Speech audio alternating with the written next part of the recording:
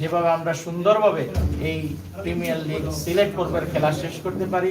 আপনারা জানেন আমরা এই স্টেডিয়ামে বঙ্গবন্ধু গোল্ড কাপ, ফিফা উইন্ডোর অনেক ইন্টারন্যাশনাল খেলা আমরা করেছি। আপনাদের সবার সহযোগিতায় কিন্তু আমরা সুন্দরভাবে শেষ করেছি।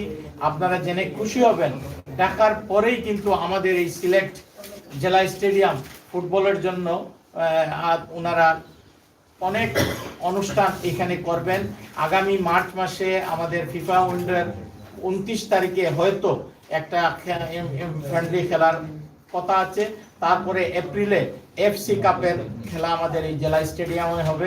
এর জন্য আমরা সিলেটবাসী বাংলাদেশ ফুটবল ফেডারেশনকে আমরা আন্তরিকভাবে ধন্যবাদ জানাচ্ছি যে সিলেটে ওনারা আমাদেরকে অনেক খেলা দিচ্ছেন।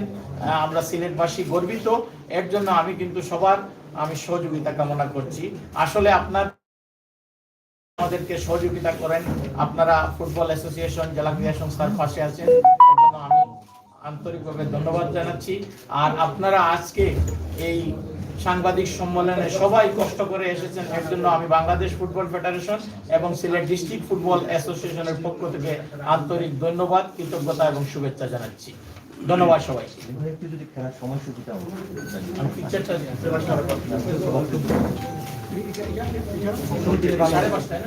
সাড়ে পাঁচটায় প্রতিটি ম্যাচ কিন্তু আমরা সন্ধ্যা 5:30টায় শুরু করব। আপনাদের কোনো প্রশ্ন থাকে আমাকে বলতে পারেন। আপনারা সেলিম ভাই, যারা মানে করোনার 2টা ভ্যাকসিন দিয়েছেন বা আপনার টিকা কার্ড আছে, তাদের প্রবেশের বিষয়ে আপনারা কোনো চেষ্টা করেছেন কিনা? এই মুহূর্তে আমরা শুধু সাংবাদিক, আমার কাছে যে নির্দেশনা এসেছে, সাংবাদিক আর কিছু কর্মকর্তা ছাড়া কাউকে আমরা মাঠে এলাও করব না। আর যারা টিম আছে, টিমের কর্মকর্তা প্লেয়ার তারাই মাঠে থাকবে। আচ্ছা, এরকম করে আলোচনা হয়েছে নাকি যাদের 2 ডোজ দেওয়া হয়েছে বা বুস্টার ডোজ দেওয়া হয়েছে, ঠিক আছে, লোক দিয়ে তারা মাঠে প্রবেশ করতে পারবে?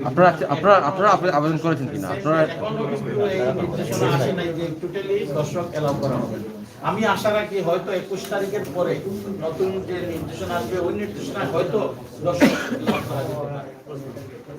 আপনারা এটা যদি আমার মনে হয় সবাই খেলা দেওয়ার আগ্রহ এটা যদি জানিয়ে দেন, তাহলে আমাদের স্টেডিয়ামের কোনো সমস্যা হবে না। না তো অনেক গ্রাম থেকে কিন্তু লোকজন আসে। এর জন্য আমি মনে করি এটাই আপনাদের মাধ্যমে এটা যদি প্রচার হয় যে প্রথম খেলায় কোনো দর্শক এলাও করা হবে না। আগামীতে হয়তো 21 তারিখ একটা সরকারি নির্দেশনা আসবে, ওই নির্দেশনায় যদি দর্শক দেওয়া হয় তখন আমরা এলাও করবো দর্শক।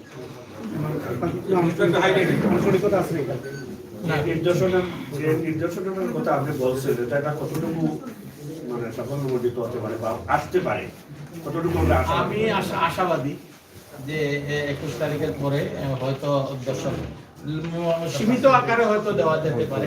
আমি আশাবাদী, আমি চেষ্টা করবো যে হয়তো 21 তারিখের পরে সীমিত আকারে কিছু দর্শক দেওয়া হয়। আপনারা জানেন খেলার প্রাণ কিন্তু দর্শক যদি মাঠে না আসে খেলা সুন্দর হয় না। আমাদের কয়েকদিন আগে আপনারা জানেন বিপিএল ক্রিকেট হয়ে গেছে, কিন্তু দর্শক নেই, কিন্তু খেলার কোনো আনন্দ আমরা পাইনি। আমি আশা করি এই খেলায় দর্শক আগামী 23 তারিখে যে খেলা হবে হয়তো সীমিত আকারে দর্শক খেলাও করবে। আমরা 100% প্রস্তুতি। আপনারা জানেন 3 তারিখে খেলা হওয়ার কথা ছিল, কিন্তু এই খেলা 3 তারিখ করোনা ভাইরাস কন্ট্রোলের জন্য এটা 3টা ভেন্যুতে হয়েছে, সিলেট ভেন্যু আর 2টা ভেন্যু বাদ দেওয়া হয়েছে। আমরা গত মাসে 26 তারিখে আমাদের মাঠ রেডি হয়েছে। আমরা 100% প্রস্তুত।